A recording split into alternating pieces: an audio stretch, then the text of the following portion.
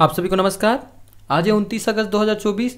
आज के important current affair देखेंगे जो कि सारे करंट अफेयर एमसीक्यू फॉर्म में होंगे। अगर आप चैनल पर नए हैं तो चैनल को सब्सक्राइब कीजिएगा, बेल आइकन को जरूर प्रेस कीजिएगा ताकि आने वाले वीडियो सबसे पहले आपको मिल सके। देखिए, आज कुछ के करंट अफेयर जो हम लोग पढ़ाएंगे ना, उसके कुछ डिटेल मैंने आपके लिए लिख दिया है पहले से, ताकि जब भी मैं आपको पीडीएफ इसका सेंड करता हूँ टेलीग्राम पर तो आपको उसका इंट्रोडक्शन या उसकी जानकारी आपको प्राप्त हो सके। शॉर्टकट में मैंने आपको पहले ही बता चुका है करंट अफेयर किस प्रकार से पढ़ना है। अगर मैं वीडियो पूरा देख रहे हैं आप हमारे वीडियो को, तो आपको पता चल जाएगा कि करंट अफेयर को कैसे तरीके से आपको याद करना है। तो चलिए ज़्यादा समय ना खाते हुए आज के वीडियो को शुरू करते हैं। आज के पहले क्वेश्चन की ओर बढ़ते हैं। पहला क्वेश्चन है यूएलआई।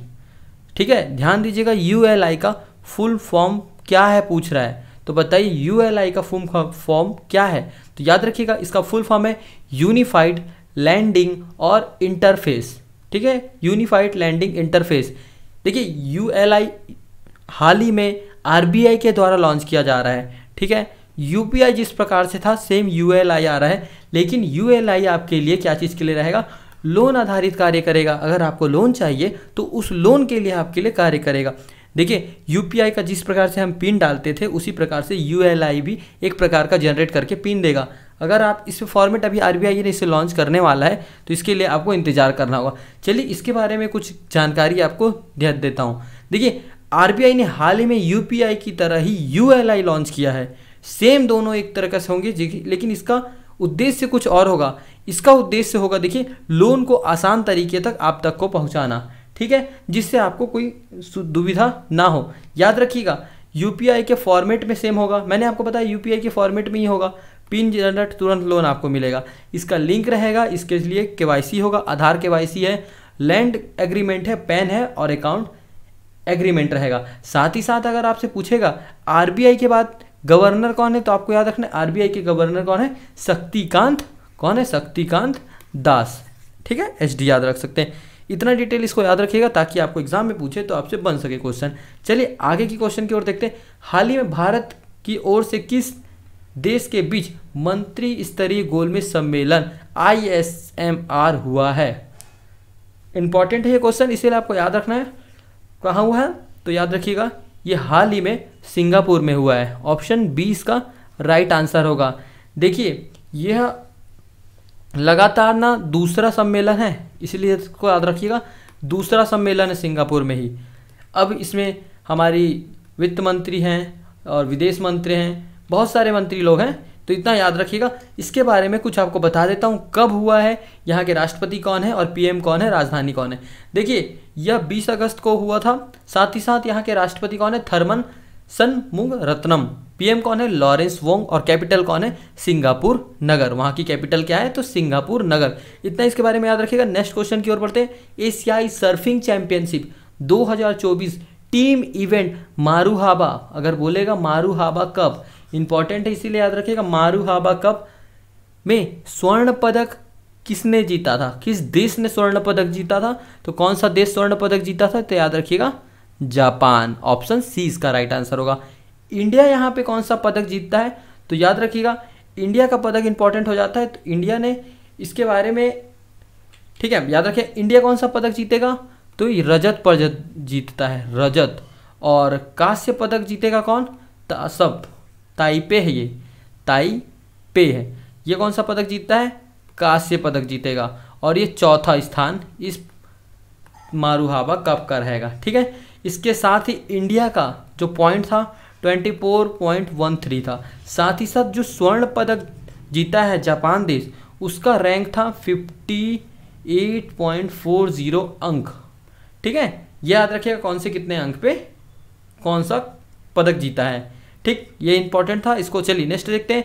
हाल ही में भारत में किस देश के साथ सबमरीन विरोधी वॉरफेयर सोनोबाय के साथ समझौता किया है। देखिए, हाल ही में भारत ने किस देश के साथ सबमरीन, ये सबमरीन है ना, विरोधी वॉरफेयर के इंपॉर्टेंट क्वेश्चन हो सकता है। अगर ये टेक्निकल फील्ड में पूछेगा, टेक्नो के फील्ड में पूछेगा, तो इसे याद रखिएगा। देखिए, ये एक प्रकार का ना है, क्या पता है आखिरकार। चलिए इसका आंसर बताता हूँ पहले। इसका आंसर किसके साथ होगा, तो याद रखिएगा ये हाल ही में अमेरिका के साथ किया गया है। ठीक है, देखिए ये क्या है, सोनोबाय है क्या आखिरकार, ठीक है, किसके साथ किया गया था, तो सोनोबाय है क्या। सबसे पहले समझौता किसके साथ किया गया है, इंडिया और अमेरिका। ये एक हेलीकॉप्टर में ऐड किया जाएगा, MH-60R से जोड़ा जाएगा। इसका उपयोग क्या होगा, देख लीजिए, ध्वनि का पता लगाना, विश्लेषण करना और समुद्र में गहराई में जो पनडुब्बी होगा उस पर नज़र रखना। देखिए जो ये इस प्रकार से दिख रहा है ना, यहाँ पे इससे ये प्लेन में लगेगा, हेलीकॉप्टर में इसको यूज़ किया जाएगा लगा के, ताकि समुद्र पर देख रेख किया जा सके, पनडुब्बियों पे नज़र रख सके। आखिरकार एक प्रकार का विश्लेषण किया जाएगा, ठीक है, समुद्र के ऊपर उसकी ध्वनि किस प्रकार से निकल रही है, क्या उसके साथ चल रहा है, उस सारी चीज़ों को इसमें विश्लेषण करके जानकारी दी जाएगी। तो सबमरीन विरोधी वॉरफेयर सोनोबॉय क्या है, किस देश के साथ समझौता किया है, तो याद रखिएगा अमेरिका के साथ किया है। चलिए नेक्स्ट क्वेश्चन की ओर बढ़ते हैं। हाल ही में किस भारतीय खिलाड़ी ने एशियन अंडर 15 जूनियर चैंपियनशिप 2024 में महिला एकल का खिताब जीता है, तो किसने यह खिताब जीता है, याद रखिएगा इसका आंसर हो जाएगा तन्वी पत्री, ठीक है, ऑप्शन सी इसका राइट आंसर होगा। आप देख सकते हैं यह तन्वी पत्री जी है। आखिरकार आप जानते हैं ये खेल हुआ कहाँ है, इसे किसने हराया, किन्होंने, आखिरकार ये है कहाँ की, और एकल खिताब जीतने वाली ये कौन से क्रम की महिला है, ठीक है। देखिए ये खेल हुआ कहाँ है, तो याद रखिएगा चीन के चिंगडू में हुआ है, चेंगडू में। हराया किसने था, तो वियतनाम के गुयेना को हराया था, ठीक है, गुयेन को हराया था वियतनाम की। और ये कहाँ की है, तो याद रखिएगा तन्वी पत्री उड़ीसा राज्य की है। साथ ही साथ एकल खिताब जीतने वाली तीसरी भारतीय महिला खिलाड़ी बन गई है। इतना आपको याद रखना है, अगर याद रखना होगा तो याद रखिएगा, इंपॉर्टेंट है, बता दिया आपको। चलिए नेक्स्ट देखते हैं, कोयला उत्पादन में छत्तीसगढ़ का कौन सा स्थान रहा है, तो बताइए कोयला उत्पादन में छत्तीसगढ़ का, उत्पादन में बोला है ना, याद रखिएगा, खनन उत्पादन में बोला है, ना कि संग्रहण में बोला है, तो भंडारण में नहीं बोला है, उत्पादन में बोला है, तो कौन सा स्थान है, तीसरा स्थान है, ठीक है, ऑप्शन सी इसका राइट आंसर होगा। देखिए कौन से उत्पादन में कौन सा राज्य कौन से स्थान पर है बताता हूँ। देखिए झारखंड हमारा पहले स्थान पर है उत्पादन में, उड़ीसा सेकंड स्थान पर है, छत्तीसगढ़ तीसरा, और चौथे पे पश्चिम बंगाल है। याद रखिएगा भारत का टोटल 26.4% कहाँ से होता है, झारखंड में केवल उत्पादन होता है, उड़ीसा में 25.1% और छत्तीसगढ़ में 18.1% उत्पादन होता है। उसी के साथ पश्चिम बंगाल में 10.8%। इंपॉर्टेंट डाटा है, अगर आपको याद रखना है तो याद रखिएगा, मोस्ट इंपॉर्टेंट है। देखिए करंट अफेयर को आप फैक्ट के रूप में भी याद रख सकते हैं, क्योंकि यहाँ से नॉलेज आपका बढ़ेगा ही, नॉलेज कम नहीं होगा। चलिए आगे और क्वेश्चन की ओर बढ़ते हैं। आज का सेशन का लास्ट क्वेश्चन है, उसके बाद रिवीजन करेंगे। अंतर्राष्ट्रीय क्रिकेट काउंसिल ICC के नए चेयरमैन किन्हें नियुक्त किया गया है, इंपॉर्टेंट है, बताइए किन्हें नियुक्त किया गया है, तो याद रखिएगा जय शाह जी को नियुक्त किया गया है। हाल ही में जय शाह जी को नियुक्त किया गया।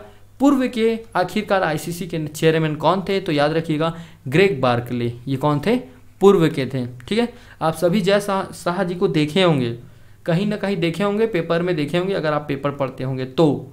चलिए मैं आपको थोड़ा इसके बारे में डिटेल बता देता हूँ। आखिरकार जय शाह जी इस ICC में चुने जाने वाले सबसे युवा भारतीय चेयरमैन बने। सबसे पहले याद रखिएगा पूर्व में इसके चेयरमैन कौन था ICC का, तो ग्रेग बार्कले था। 2019 में जय शाह जी को BCCI का सचिव भी चुना गया है। साथ ही साथ 2021 में एशिया क्रिकेट काउंसिल का चेयरमैन भी इन्हें चुना गया था। देखिए जय शाह जी जो है ना, भारतीय में 5वें नंबर पे हैं जो कि ICC के चेयरमैन चुने जा चुके हैं। पहले स्थान पे थे जगमोहन डालमिया, याद रखिएगा, देख लीजिए आपके लिए लिखा हुआ है बोर्ड में। दूसरे हैं शरद पवार जी, तीसरे थे श्रीनिवासन, और चौथे नंबर पे थे शशांक मनोहर, और 5वें नंबर पे कौन हो गए हमारे जय शाह जी। इतना इंपॉर्टेंट था। आज के सेशन में हमने महत्वपूर्ण क्वेश्चन को देखा है जो 29 अगस्त 2024 के थे।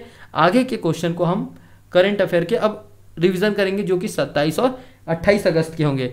चलिए रिवीजन कर लेते हैं 27-28 अगस्त के क्वेश्चन को। हाल ही में किस भारतीय बच्चे ने अफ्रीका की किलिmanjaro पर्वत की ऊंची चोटी पर चढ़ाई की थी, तो किसने की थी, याद रखिएगा तेगबीर सिंह जी ने किया था। किन दो राज्यों के मध्य श्री कृष्ण गमन पथ बनाने की घोषणा की गई थी, तो कहाँ की गई थी, ये याद रखिएगा। ये जो ऑप्शन था ना डी था, यहाँ पे गलत हो गया था। कहाँ से किया गया है, तो ये राजस्थान से लेके महाराष्ट्र के बीच में था, याद रखिएगा। चलिए आगे देखते हैं। हाल ही में कहाँ 5 नए जिले हाल ही में बनाए गए हैं, तो कहाँ बनाए गए हैं, ये लद्दाख में बनाए गए हैं। वो 5 जिले कौन कौन से हैं, तो आपको पिछले वीडियो में पता होगा, आप कमेंट में ज़रूर बताइएगा। देखिए जिसका कमेंट जितना अच्छा होगा, अगले बार से मैं करंट अफेयर जब पढ़ाऊँगा उसमें उस व्यक्ति का करंट अफेयर को मेंशन करूँगा। मतलब जो वो आंसर दिया रहेगा उसमें आपको बताऊँगा कि बेस्ट ईयर मतलब बेस्ट डे ऑफ आंसर किसने दिया है करके। ठीक है, याद रखिएगा जो मैं क्वेश्चन पूछूंगा उसका आंसर अगर जो देगा उसका मैं मेंशन करूंगा आईडी अपने वीडियो में ज़रूर। चलिए, यूनिफाइड पेमेंट स्कीम कब से लागू की जाएगी? बताइए यूनिफाइड पेंशन कब से लागू किया जाएगा? तो याद रखिएगा ये 1 अप्रैल 2025। ठीक है, आगे देखते हैं। सुभद्रा योजना किस राज्य में प्रारंभ किया गया है? तो ये याद रखिएगा ओडिशा में किया गया है। हमने महत्वपूर्ण क्वेश्चन को देख लिया है, कल के भी रिवीजन कर लिए हैं जो कि इंपॉर्टेंट थे। चलिए बच्चों, मिलेंगे नेक्स्ट वीडियो में, तब तक के लिए जय हिंद, जय भारत, जय छत्तीसगढ़।